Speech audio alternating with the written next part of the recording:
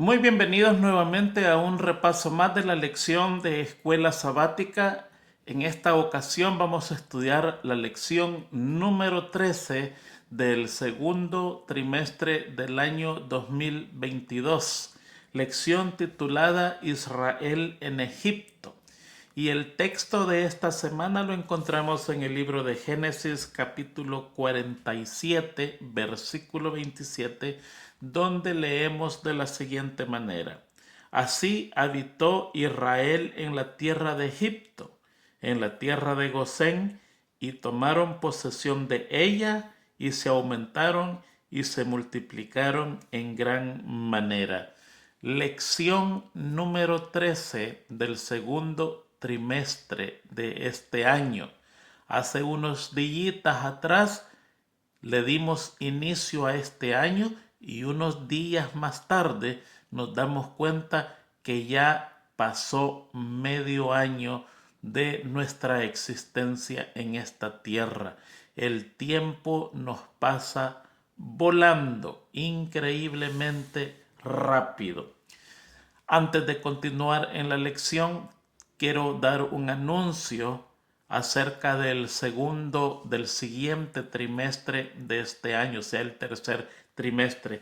La lección que corresponde al sábado 6 y al sábado 13, el comentario va a ser dado por escrito, no habrá video. En el tiempo pasado esa era la manera que lo hacíamos, lo dábamos por escrito, pero era un trabajo colosal, gigante, que involucraba a 4 personas y tomaba muchísimo tiempo. El video también lleva mucho trabajo, pero solo me involucra a mí, por lo tanto es más fácil porque solo depende de mí. Por eso dejamos de darlo por escrito. Pero en estos dos sábados, el 6 y el 13 de agosto, va a ser por escrito. Razón es que estaremos de vacaciones y siempre que vamos de vacaciones yo me preparo para dar el video y tomar un tiempecito en la vacación y darlo, y nunca tengo el tiempo. Así que en esta ocasión no nos vamos a quedar sin el comentario. La diferencia es que va a ser por escrito en vez de ser en video. Así que vamos a comenzar con la lección de esta semana. El día domingo se titula Jacob llega hasta José. El día lunes Jacob se asienta en Egipto. El día martes Jacob bendice a los hijos de José. El día miércoles Jacob bendice a sus hijos. Y el día jueves la esperanza de la tierra prometida. Muy bien, vamos a entrar en la lección inmediatamente.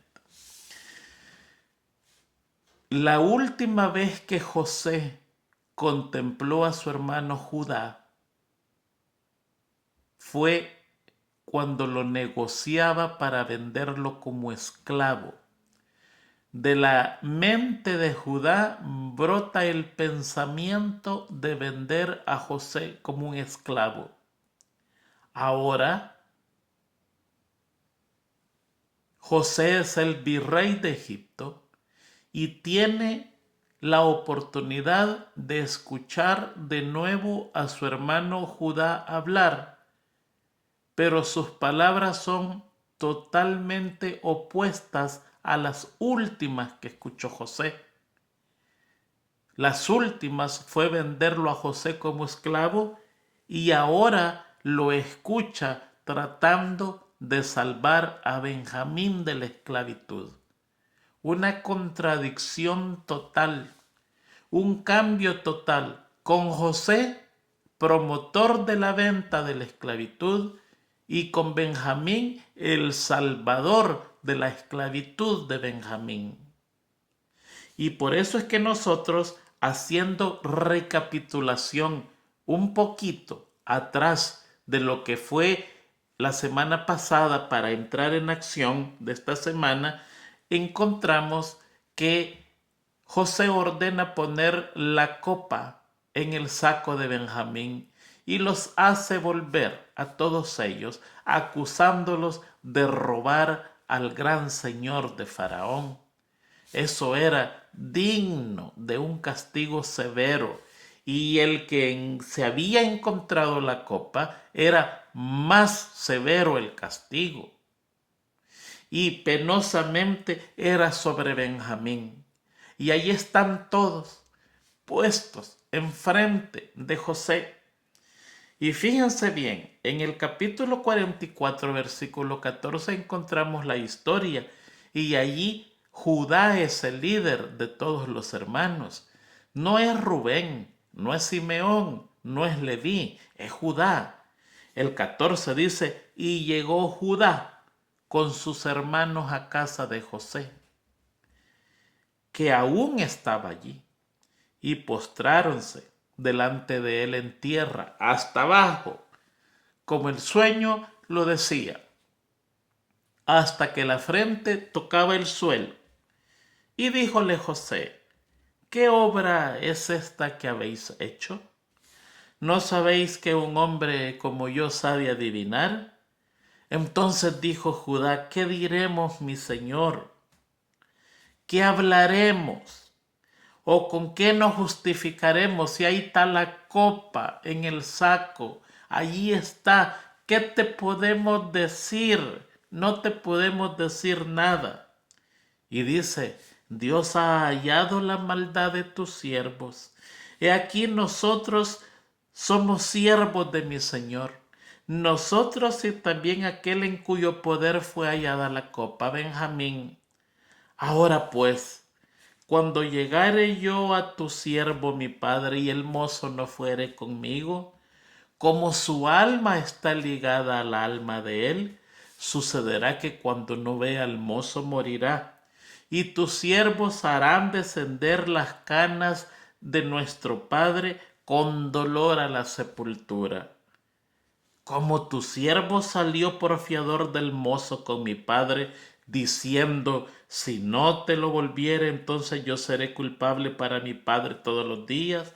Ruégote, por tanto, que quede ahora tu siervo por el mozo, por siervo de mi señor, y que el mozo vaya con sus hermanos, porque ¿cómo iré yo a mi padre sin el mozo?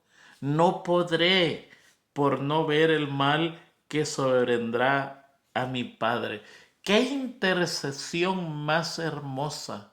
Fue justo en el momento correcto. Fue una intercesión noble. Fue una intercesión que prometía un futuro grande. Fue el principio, la herencia, lo que delegó Judá a través de esas generaciones hasta que llegó donde Jesús, que es el verdadero intercesor. Las últimas palabras que José escuchó de Judá era vendiéndolo como esclavo. Y ahora escucha a un Judá totalmente diferente, salvando con su propia vida a un hermano de la esclavitud. Un cambio total. Eso fue lo mismo que hizo Jesús, y Jesús venía de la tribu de Judá. Un legado que deja Judá hasta el Mesías, donde el Mesías lo iba a hacer a la perfección. ¿Cómo yo volveré a mi padre sin el mozo? Jesucristo pudo haber dicho, ¿cómo yo volveré a mi padre sin mis hermanos? ¿Cómo yo puedo regresar al cielo sin haber salvado a mis hermanos? Por eso es que en el Getsemaní está temblando de la agonía y le dice al Señor, si es posible que pase de mí esta copa, pero no como yo lo deseo, sino como sea tu voluntad. Por favor, cumple tu voluntad, pero si es posible, quítamela. Es grande la angustia de la muerte por el pecado. Y el Padre le respondió inmediatamente mandando al ángel Gabriel. Y en vez de quitarle la copa, el ángel le afirmó la mano y le dijo, la voluntad del Padre no es que se te caiga esta copa de la mano, La voluntad del Padre es que tragues esta copa y salves a tus hermanos.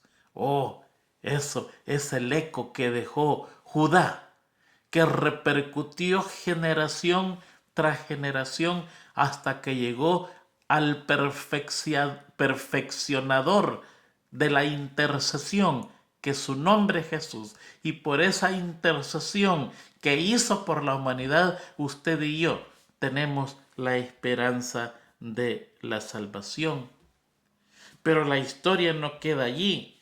Judá sigue en la historia intercediendo y encontramos que en Génesis 46, versículo 28, su padre le encomienda una tarea y se lo voy a leer. Y dice, y envió Jacob a Judá delante de sí a José para que le viniese a ver en Gosén, y llegaron a la tierra de Gosén. Oh, el mismo que hace tiempo atrás había separado al Padre y al Hijo, ahora es enviado como embajador para esa esperada unión entre el Padre y el Hijo. Va por adelantado, lo envió Jacob a Judá delante de sí a José.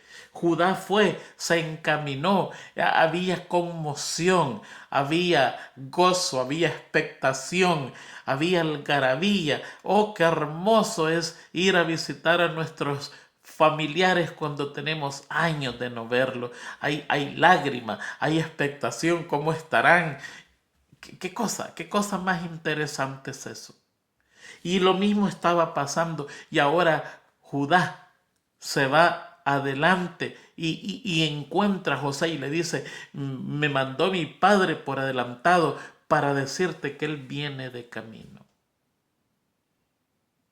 El mismo que un tiempo atrás estaba empeñado en la desunión del Hijo al Padre, ahora está empeñado en la unión del Hijo al Padre.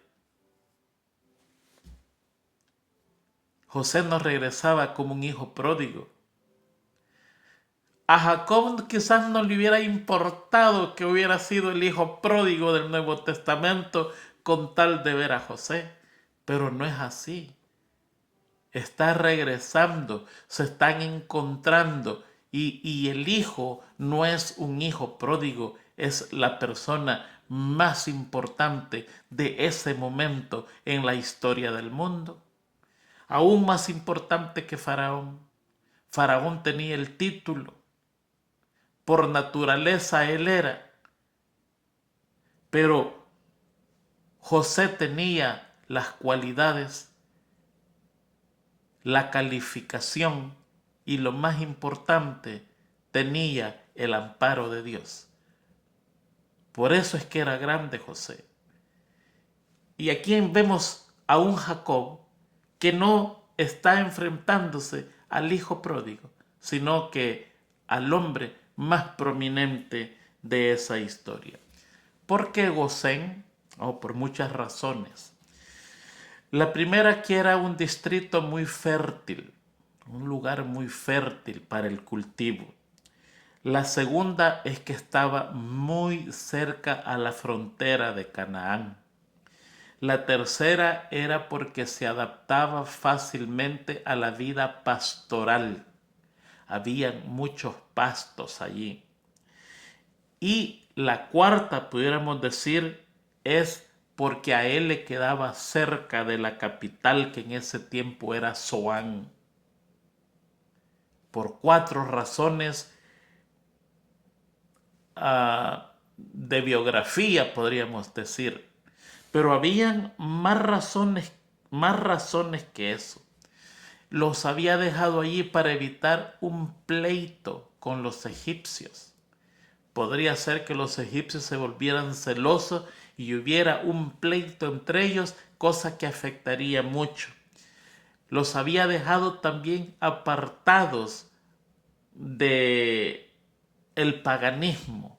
Los egipcios adoraban a cualquier tipo de animal y estando en Gosén iban a estar lejos de la influencia del paganismo. y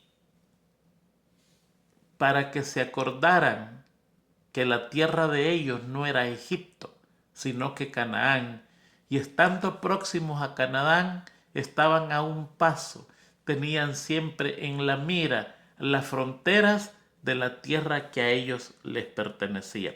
Ahora, fíjense que hay algo muy interesante cómo José les entrega esa tierra. No le fue a pedir permiso al faraón primero, sino que les delegó la tierra. Lo fue a visitar, lo fue a esperar allí, y cuando su familia estaba en Gosén, le dijo al faraón: mi familia está en Gosén. ¿Está bien que estén en Gosén? Muy sabio, muy sabio. Y aquí encontramos dos cosas interesantes de José. Primero, que no comete error al usar la astucia, o sea que es un santo, podremos decir. Y después, que es un buen político. Usa toda la manera que él puede para conseguir los propósitos que él quiere sanamente. En pocas palabras, es un santo político. Muy interesante. Ahora encontramos gente política que no es santa. Y no vamos a hablar de ellos porque no es el tema. Pero es raro encontrar una persona así. Y en él encontramos las dos cosas. Tiene astucia para negociar lo que requiere él en su vida y lo hace correctamente. De manera muy interesante. Muy bien. Ahora entramos al capítulo 46, lo que es la lección. Esta es la introducción porque lo dejamos la semana pasada y era vitalísimo hablar de la intercesión de Judá, que era el preludio o el eco o el principio de la intercesión de Jesucristo en la misma familia, en la misma línea genealógica. Versículo 1 del 46. Salió Israel con todo lo que tenía y vino a Beerseba y ofreció sacrificios al Dios de su padre Isaac. Primero, ofrecer sacrificio. Si tan solo nosotros contáramos con la bendición de Dios antes de una decisión de un viaje, las cosas serían diferentes. Y habló Dios a Israel en visión de noche y dijo: Jacob, Jacob. Samuel, Samuel. ¿Se acuerdan? Y él respondió: heme aquí. Y dijo: yo soy Dios, el Dios de tu padre. Y allí le da 4 promesas. Allí le da 4 bendiciones que son promesas y son bendiciones al mismo tiempo. Y allí le dice: no temas de descender a Egipto. Lo está buscando Jacob porque a pesar de la invitación de José, a pesar de la alegría de saber que su hijo no está muerto, a pesar de saber que es el primer ministro de Egipto, a pesar de saber de las riquezas y de todo lo que va a disfrutar, él dice: no, momentito, tenemos que consultar a Dios. Y por eso, cuando llega a Beerseba en Canaán todavía, antes de entrar a Egipto, dice: consultemos, a ver qué Dios dice. Y ahí Dios le entrega 4 promesas. En el versículo 3, no temas de descender a Egipto. Me encanta cómo le habla Dios a Jacob. Y habló Dios a Israel en visiones de noche y dijo: Jacob, Jacob. Y él dijo: aquí estoy. Yo soy Dios, el Dios de tu padre. Se identifica: yo soy Dios, el Dios de tu padre Isaac. Y ahí le dice: no temas descender a Egipto. Número 1, porque yo allí haré de ti una gran nación. Número 2, yo descenderé contigo a Egipto. No vas solo, yo te voy acompañando. Número 3, y yo también te haré volver. Y número 4, y la mano de José cerrará tus ojos. Qué hermosa promesa. No hay cosa más hermosa en la vida que hacer las cosas con la seguridad de la presencia divina. Y lo opuesto de eso, no hay cosa más estresante en la vida que ir por el mundo dependiendo de la buena suerte. Porque casi siempre la buena suerte no existe. Lo que existe es desgracia y sufrimiento. Pero nosotros, los hijos de Dios, tenemos la gran bendición de buscar a Dios, y está la promesa que los que buscan a Dios le encuentran de una manera segura. Sigue leyendo la Biblia y dice que fueron 70 los que entraron a Egipto. Y en ese número 70 hay algo interesante. Es un resultado de 7 por 10 de la ecuación de la multiplicación de dos números. 7 por 10 igual 70.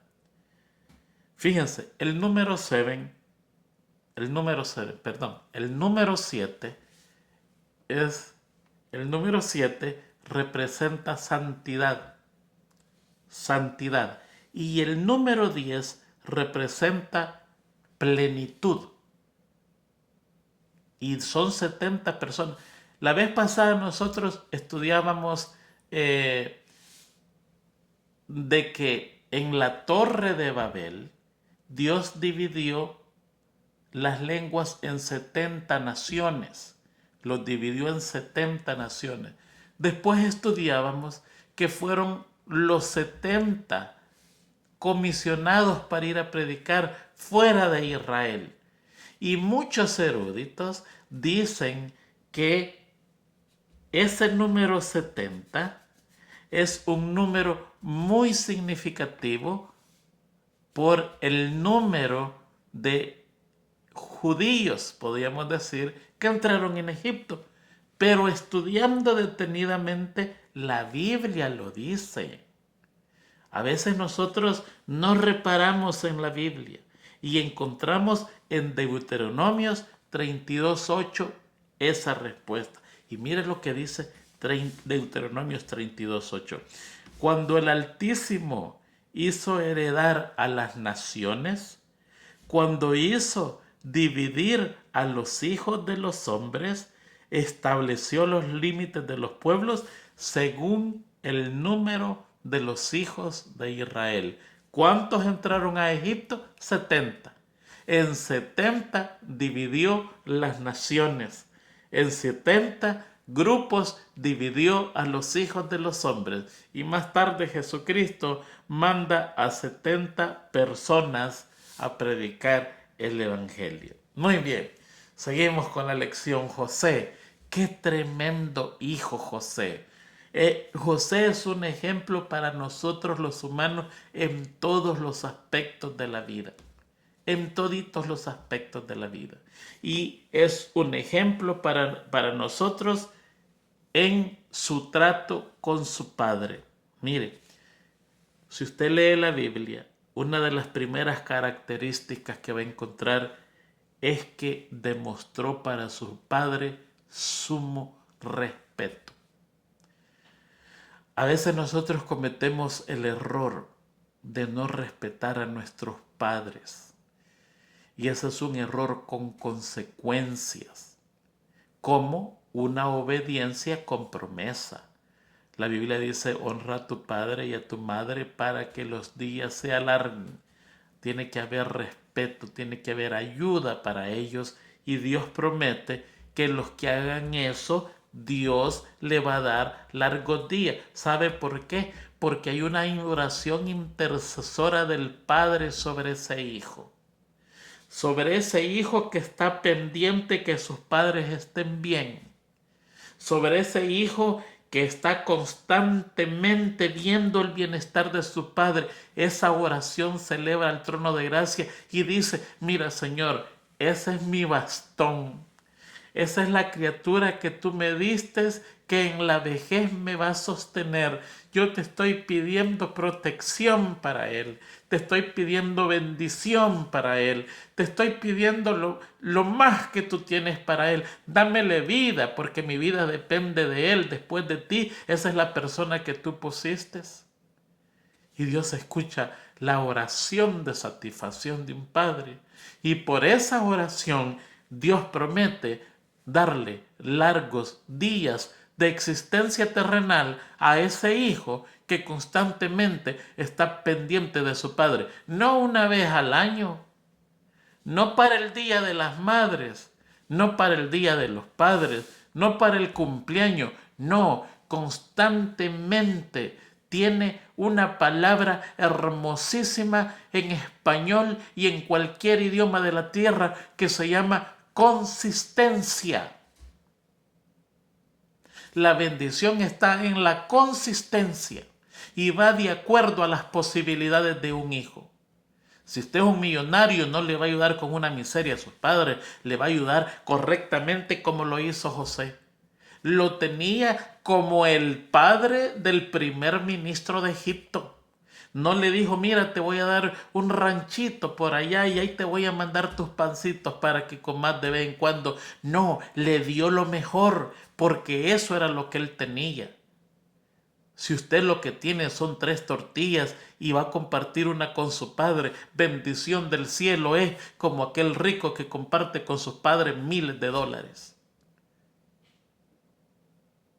Tremendo ejemplo para nosotros. Le mostró amor a su padre. No hay cosa más hermosa que mostrarle amor a los padres o cuando los hijos le muestran amor a uno. El amor es un idioma del corazón que el humano no lo puede describir. Se necesita el idioma de Canaán, el idioma del cielo, para que el humano pueda describir qué es lo que siente adentro cuando está lleno de amor.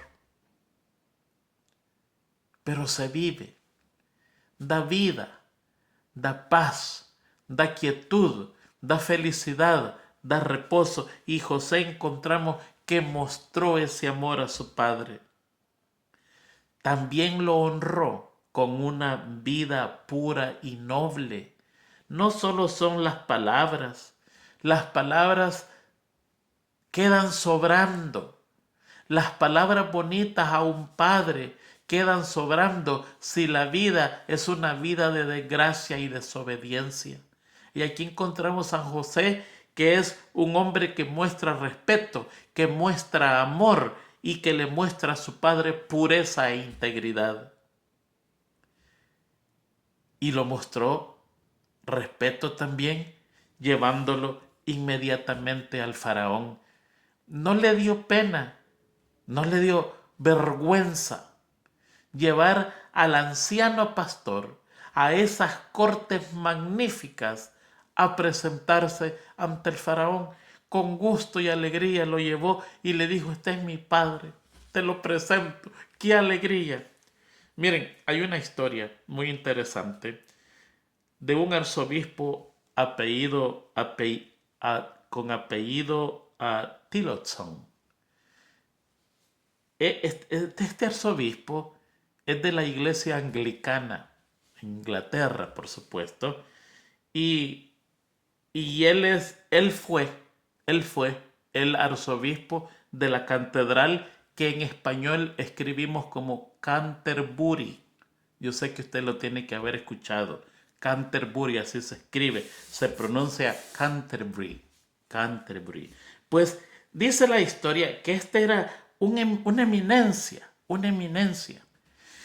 Y cierto día llegó a la catedral un hombre descalzo, humilde, y llegó preguntando por John. Los ayudantes del arzobispo le causó un poquitito de molestia la familiaridad y el irrespeto de este hombre al ni siquiera preguntar por el arzobispo Tillotson, sino que por John. Y ya estaban para despedirlo cuando el arzobispo Tillotson logró ver la escena y salió corriendo, abrió las puertas y agarró en sus brazos a aquel anciano y lo apretó en su pecho y le dio la bienvenida. Estaba descalzo, humilde campesino. Y le dijo a sus ayudantes: es mi amado padre que me ha venido a visitar.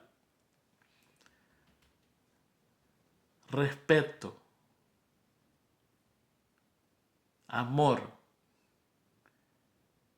obediencia y una vida pura alargan la vida de nuestros padres y como consecuencia alargan la vida de nosotros por una bendición divina. Y ahí está, ante el faraón. Y el faraón le hace una pregunta muy interesante. Fíjense que si usted estudia la vida del faraón, es un gran preguntón. Todo pregunta. ¿Cuál es tu trabajo?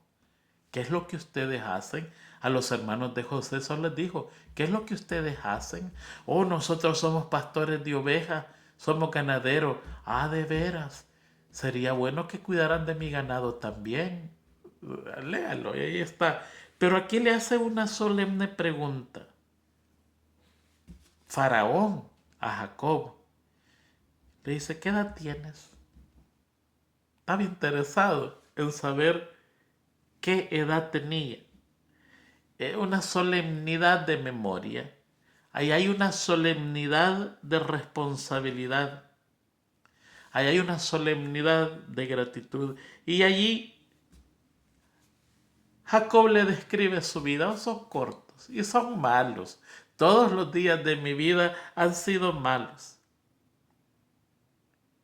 Una verdad que repercute hasta nuestros días. Si a nosotros se nos pregunta y se nos dice: ¿cómo es tu vida? ¿Qué le vamos a responder? Lo mismo. Mi vida es corta. Apenas tengo 55 años. Y de esos 55 años, 50 han sido mal vividos. Terribles. Error tras error. Desgracia tras desgracia. Pecado tras pecado. Consecuencia tras consecuencia. Una mala vida. No son muchos y son malos. Oh, la pregunta es cómo nosotros medimos nuestra vida. Cada quien tiene una manera diferente de medir la vida. Hay unos que la miden por riqueza. Dice: bueno, yo tengo ya 40 años y tengo esto y lo otro y aquí y allá y esto y lo otro. Hay otros que dicen: bueno, tengo 60 años y no he hecho nada en la vida. Soy un pobre.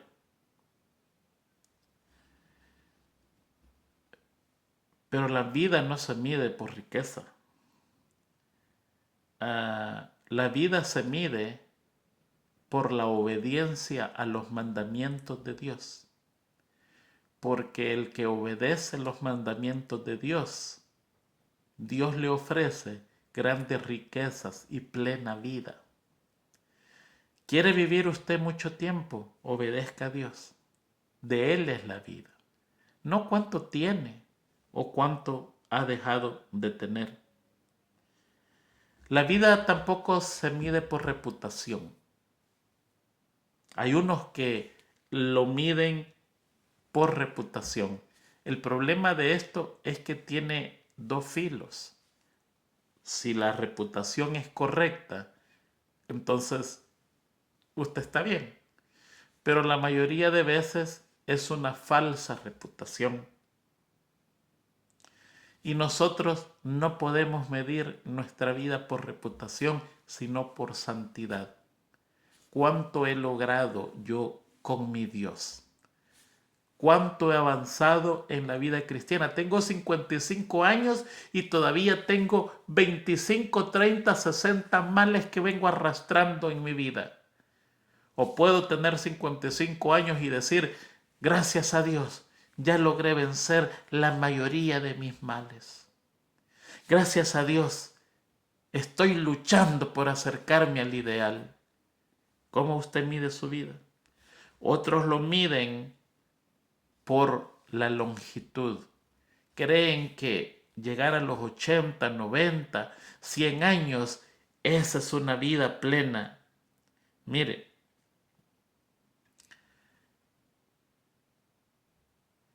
una vida sin servicio a Dios es una vida que prácticamente es cero. Es una vida como un cheque en blanco. La vida no se mide por la longitud, se mide también por el servicio a Dios. De su vida, ¿cuánto le ha entregado a Dios? ¿Cuánto ha servido a Dios? ¿Cuánto ha servido a su prójimo, a la iglesia, a la humanidad? ¿Ha sido un hombre de bien? ¿O ha sido un hombre que ha despilfarrado su tiempo viendo cosas que no tiene que ver, hablando cosas que no tiene que hablar y estando en lugares que no tiene que estar? La vida se mide por la entrega a Dios, al hombre, a la humanidad, a la iglesia, a la religión y a la familia. Pero más de todos ellos, la entrega a Dios. Hay otras maneras muy seguras de medir la vida, y es por la reflexión. ¿Cuáles son los pensamientos que hay en su mente correlativos a su edad? ¿Se ha encontrado usted con personas que ya son mayores de edad y piensan mal? Yo me he encontrado con muchos de ellos. Los abate el orgullo, los abate la vanidad. Y cuando usted conversa con ellos, como que estuviera conversando con un niño de 15, de 16 años. Ha pasado su vida y su manera de reflexionar, su meditación no ha crecido, se quedó infantil. Oh, pero qué hermoso es encontrarse con una persona de 60, 70 años que le desborda la sabiduría por los poros de la piel. Yo tengo un pastor muy querido el hombre. Respeto su nombre. Y cuando yo tengo problemas o tengo una decisión que tomar, voy donde él. Es un hombre silencioso, pausado, no es escandaloso, es quieto, es meditativo. Y a veces vengo yo y le digo, mire pastor, fíjese que esto y esto y esto y esto.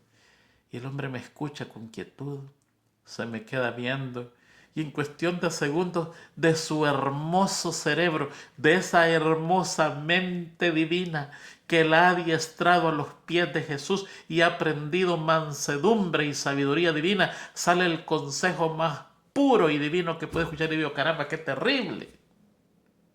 Esa es una manera de medir la vida. Y la otra manera de medir la vida es por moderación. ¿Qué templado es usted? ¿Qué temperante es? ¿Qué prudente es? ¿Vive a la altura de su edad o sigue cometiendo los errores que cometía 20, 30, 40 años atrás? ¿Ese carácter se estiró correctamente y está templadito o a esta edad se está volviendo más impertinente y grotesco, más impaciente, más absurdo, más dictador?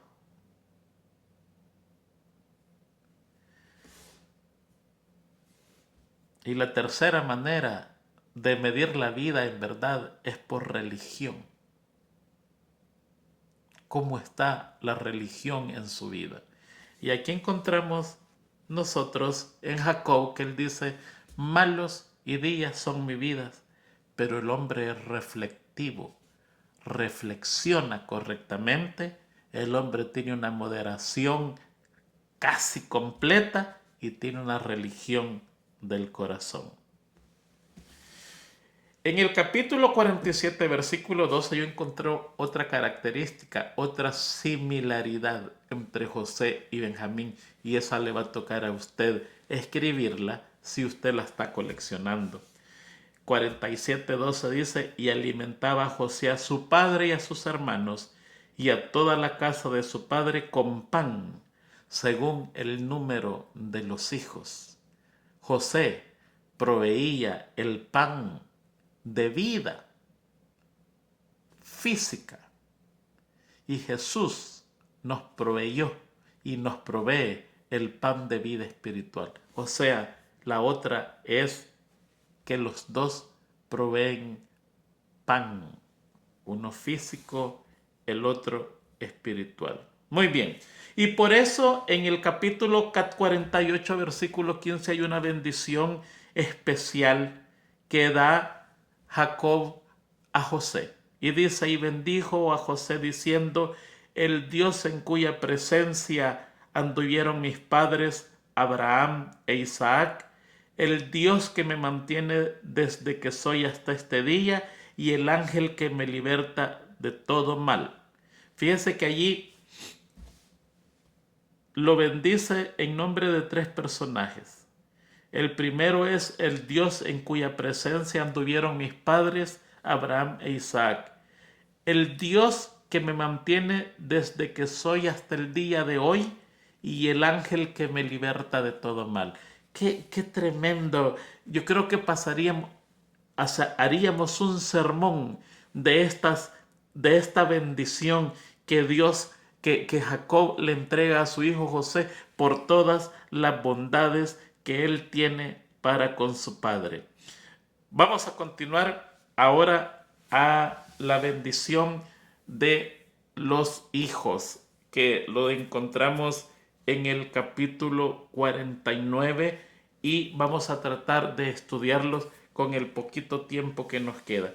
1 hora es mucho para unas personas, pero si usted se fija, 1 hora realmente es poquito para estudiar todas las bellezas que hay en la Biblia. Vamos a usar la Biblia Nueva Traducción Viviente en el capítulo 49 para estudiar las bendiciones que Jacob, antes de morir, le imparte a sus hijos, inspirados por el Espíritu Santo. No era una bendición al azar, no era una bendición resultado de la humanidad, de su preferencia como humano. No, era una bendición inspirado en el Espíritu Santo, inspirado por el Espíritu Santo. Y quiero notar lo que pasa aquí en los primeros versículos del capítulo 49. Comienza con Rubén. Vamos a leer.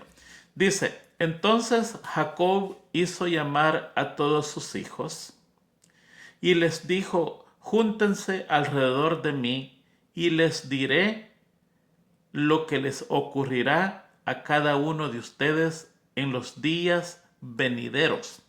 Que la expresión de esta Biblia es muy bonita porque es bien clara. Acérquense y escuchen, hijos de Jacob, escuchen a Israel su padre. Fíjense que en estos dos versículos yo encuentro que está el uso de los dos nombres de Jacob, Jacob e Israel. Dice: entonces Jacob hizo llamar a todos sus hijos y les dijo: ajúntense en alrededor mío. En el versículo 2 dice: acérquense y escuchen, hijos de Jacob. Y en el mismo versículo dice: escuchen a Israel su padre. Ahí él está mencionando el nombre de lo que él fue antes y el nombre de lo que es ahora.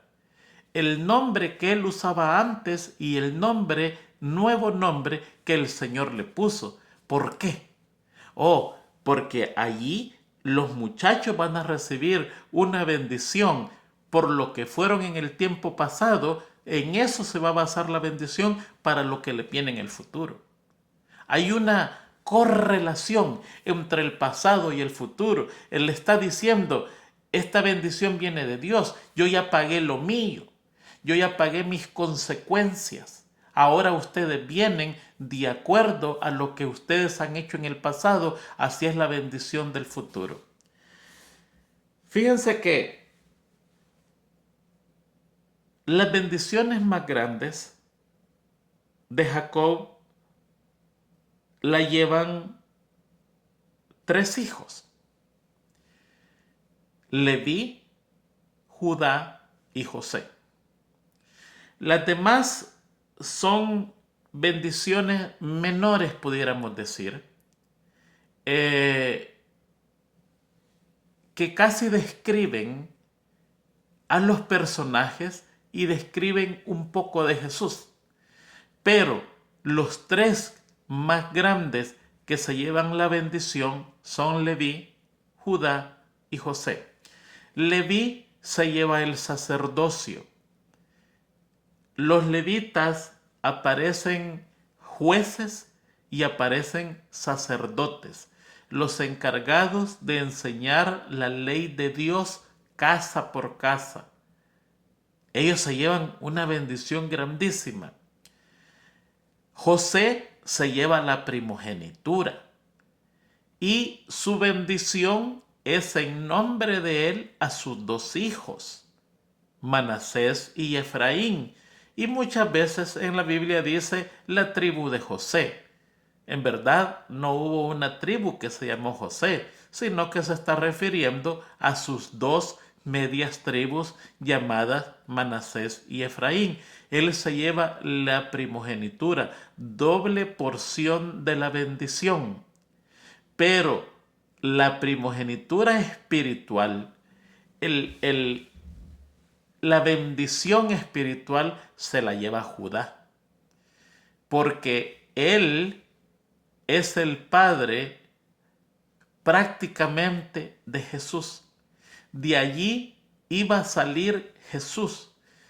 De Judá iban a salir todos los reyes de Judá, en secuencia hasta que llegara a Jesús, que es el Mesías. Por lo tanto, la bendición espiritual se la lleva Judá y no Rubén, que es el primogénito. Si Rubén se hubiera llevado la bendición espiritual, entonces el pueblo se hubiera llamado los rubenitas. Pero no se llaman los rubenitas, se llama el pueblo judío porque vienen de Judá. Judá es que se lleva la bendición más grande. Comienza con Rubén. Ya vamos a estudiar poquito a poquito con el tiempo que nos quede. Rubén, 49:3. Rubén, tú eres mi hijo mayor, mi fuerza, el hijo de mi juventud vigorosa. Tú eres el primero en rango y primero en potencia, pero eres tan impetuoso como una inundación, y no serás el primero, pues te acostaste con mi esposa, deshonraste mi cama matrimonial. Así lo presenta la versión Nueva Traducción Viviente. Es muy clarito. Lo presenta de una manera muy clara. Aquí hay algo muy interesante. Antes, déjeme decirle que los expertos en la materia sostienen que en estas bendiciones que Jacob dio a su hijo, usted puede encontrar todos los caracteres que existen, han existido y van a existir en el mundo de toda la humanidad. Allí no se queda nadie afuera. Todos, todos se identifican acá. Y aquí encontramos al primero. Así que identifíquese usted en qué tribu a usted pudiera quedar de acuerdo a los rasgos de su carácter. Aquí encontramos que le dice, tú eres mi primero, el primero en rango, el hijo de mi juventud vigorosa. Cuando yo te tuve, cuando yo te engendré, tenía el vigor, la virilidad, la hombría. Pero eres inestable, impetuoso como una inundación. ¿Sabe que la traducción en inglés es bien bonita. Si tendría que traducir literalmente al español, dice, inestable como las aguas, no serás el primero.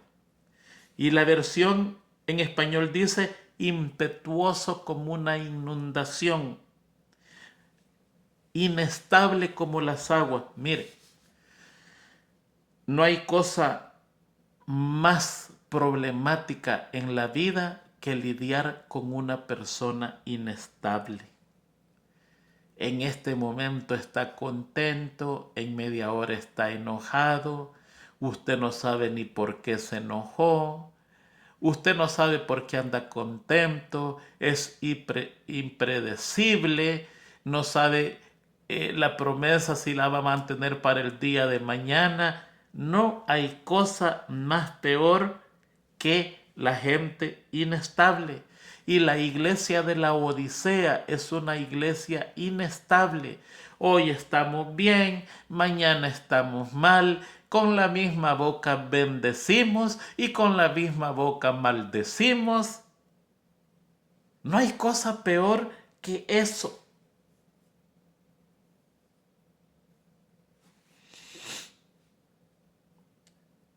En la Biblia podemos encontrar a una persona inestable. Si yo le pregunto a usted, deme el ejemplo máximo en la Biblia de uno que fue inestable, ¿quién me diría? Le voy a dar 5 segundos. Bueno, me imagino que contestó bien. Pilato. Si usted dijo Pilato, es la persona más inestable. A los sacerdotes les dijo, este hombre es inocente. No hallo mal en él. Y a Jesucristo le dijo, ¿no sabes que tengo el poder para crucificarte o para soltarte? ¿Ve la inestabilidad? A uno le dice que es inocente, al otro le dice que tiene el poder y después dice inocente es y aún con eso lo manda a castigar. ¿Por qué? Porque es una persona inestable. Totalmente inestable, dice, inocente es, yo me lavo las manos porque este hombre es inocente, no encuentro nada en él. Sí, pero nosotros lo queremos matar. Bueno, pues mátenlo. Eso es lo que quieren, mátenlo. Pero el hombre es inocente. Pero nosotros queremos matarlo, pues mátenlo.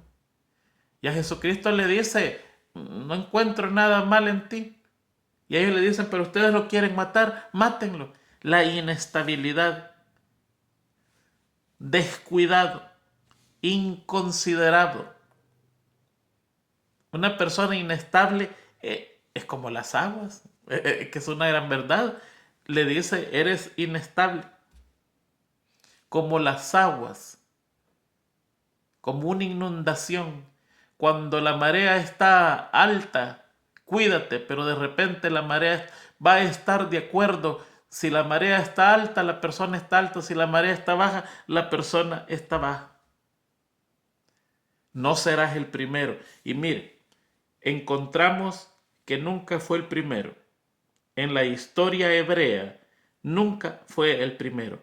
En el tiempo del Éxodo, cuando salieron de Egipto, Rubén era el séptimo en población. 40 años más tarde, en Números 1:21 y Números 26:5, usted encuentra que Rubén había disminuido de ser el séptimo en población al noveno. O sea, la población rubenita, en vez de ir creciendo, iba bajando. Cuando recibieron la tierra por heredad, recibieron al otro lado del Jordán, donde quedaron expuestos a todas las naciones y nadie los podía socorrer rápidamente sin cruzar el Jordán primero, o sea que quedaron aislados. Y por eso ellos fueron los primeros que desaparecieron cuando el rey de Asiria atacó a Israel, desaparecidos. ¿Por qué? Por su inestabilidad. ¿Cuál fue el gran pecado? Incesto. Mancilló la cama de su padre. Se metió a dormir con Bila, la que era esclava de Raquel, posiblemente por despecho contra Raquel y José. No se sabe por qué. Encontramos en este hombre por lo menos dos características o dos caracteres terribles en la humanidad: inestable e incesto. Muy interesante. Después viene Simeón y Leví. Simeón y Leví son tal para cada cual. Versículo 5. Sus armas son instrumento de violencia. Que jamás tome parte yo en sus reuniones, que nunca tenga nada que ver con sus planes, pues en su enojo asesinaron hombres y por diversión mutilaron bueyes. Mire qué tremenda versión como lo pone.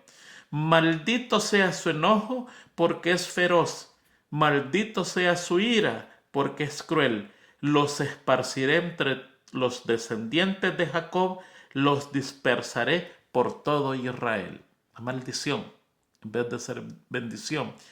Simeón cometió varios pecados. Ese fue el más instigador y el más odiador de José. Los siquemitas fueron matados por él. La vez pasada les contaba yo que los siquemitas, Siquem, se acostó con Dina, culpa de Dina por andar donde no tenía que andar. Y ellos le dijeron, bueno, ya te acostaste con mi hermana, la única manera en que te podemos dar a nuestra hermana es que ustedes se circunciden. Y toda la ciudad se circuncidó. Y ese es un proceso doloroso en aquellos días, aún en nuestros tiempos. Para una persona mayor necesita mucho reposo, mucho cuidado, asistencia médica, profesional, mucha higiene, porque es un proceso eh, muy molesto. En los niños es casi casi no hay mucho problema, pero aún se requiere mucho cuidado con los niños. Pero aquí todo el pueblo se circuncida y en el momento de más dolor, ellos vienen y atacan y los pobres hombres no se pueden defender. No mataron solo al malhechor, sino que mataron a todo el pueblo. Y por eso viene una maldición sobre ellos. Simeón fue esparcido, no se conoce más. Leví fue esparcido, pero con una bendición. Siempre se llevó a cabo el castigo, pero con una bendición, porque ante el becerro de oro fue la única tribu que no se inclinó ante el becerro de oro y estuvo aparte.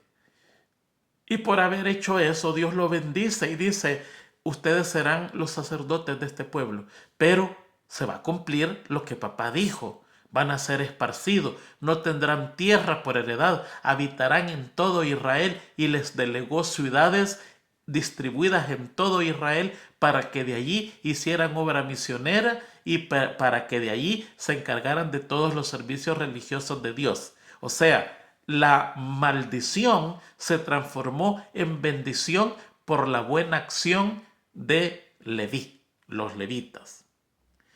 Aquí tengo yo una historia de un personaje que se llama Teodoros Gadareus. Este hombre fue el tutor, no sé qué otra palabra, tutor, el que le enseñó, el que cuidó de la infancia del emperador romano Tiberio, conocido por su maldad. Y después de observarlo a él, lo sanguinario que era desde su juventud, su naturaleza que tenía, él dijo lo siguiente de este muchacho. Dijo, Tiberio es como una bola de barro que ha sido ablandada con sangre. O sea, no se usó agua, sino que se usó sangre. Y después de eso, Tiberio dio muestra de eso sanguinario y violencia que tenía, porque en su mente toda persona que hiciera algún mal contra él, la muerte era el castigo más suave que se le podía dar. Tenía que ser castigado eh, eh, terriblemente. Tenía que ser, ¿cuál es la palabra? Se me olvidó. Este, masacrado. eh, Tenía que morir violentamente, violentamente. Y había una persona que dice la historia que se llamaba Carnulios y le hizo mal. Y este, antes de caer en la mano de él, se desgolló. Y cuando Tiberio supo, dijo, no se me escapó de la mano, murió dulcemente. No puede ser, yo tenía que haberlo matado. Tan sanguinario. Aquí encontramos este tipo de persona en el mundo que no tienen escrúpulos para hacerle mal a otro.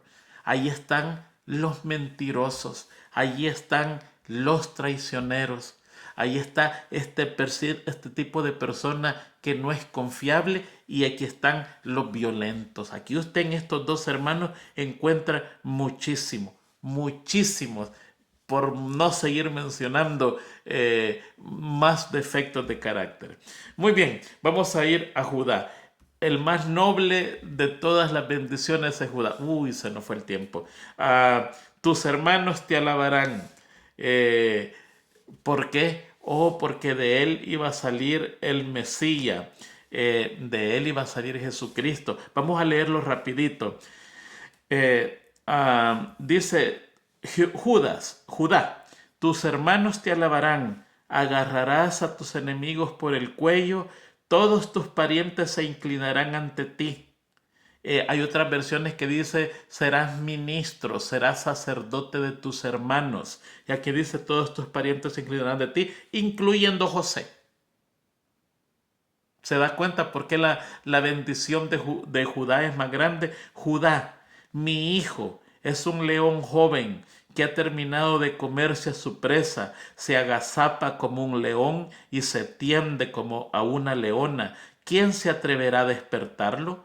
El cetro no se apartará de Judá, no faltará nunca rey de allí, ni la vara de mando de sus descendientes, hasta que venga aquel a quien le pertenece, Jesucristo, aquel a quien todas las naciones honrarán. Él ata su potro a una vid, la cría de su burro a una vid escogida, lava sus ropas en vino, sus vestidos con el jugo de uva, sus ojos son más oscuros que el vino y sus dientes más blancos que la leche. Ahí está hablando de Jesucristo. Tremendo. Aquí pudiéramos pasar horas hablando de esa profecía, que es una bendición que va para Judá. Vamos a seguir a José. Rama fructífera es José, rama fructífera junto a una fuente, cuyos vástagos se extienden sobre el muro. ¿Saben quién es el prototipo de eso? Jesús. Juan 15:5 dijo, yo soy la vid, vosotros los pámpanos. El que permanece en mí y en él, ésta lleva mucho fruto, porque separado de mí nada podréis hacer. ¿Qué era José? Rama fructífera junto a una fuente, cuyos vástagos se extienden sobre el muro. Una comparación de Jesucristo. Sigue diciendo, los arqueros lo atacaron ferozmente, le dispararon y lo hostigaron, pero su arco permaneció tenso y sus brazos fueron fortalecidos por las manos del poderoso de Jacob, por el pastor, la roca de Israel. Tres nombres para Dios allí: la mano del poderoso de Jacob, el pastor y la roca de Israel. Qué hermosos nombres. Y sigue la bendición para José. Por favor, léala usted. Vamos a pasar a Zabulón. Zabulón se juntará junto a la costa y será un puerto para los barcos. Su frontera se extenderán hasta Sidón. Así sucedió. Una tribu que vivió cerca del mar y fueron los más grandes comerciantes marítimos a, con lo que en ese tiempo se llamaban los cirofenicios. Esta es la gente que le gusta vivir esa vida en los puertos.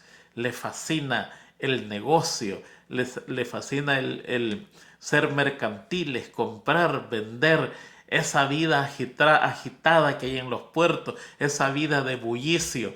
Es interesante, a mí me gusta eso. No vivo ahí, pero me gusta visitar los puertos, ver ese movimiento de gente que andan comprando, vendiendo y se encuentran cosas muy interesantes allí. Así que ese fue en este caso Zabulón. Isaacar, esta es una que nadie quiere ser.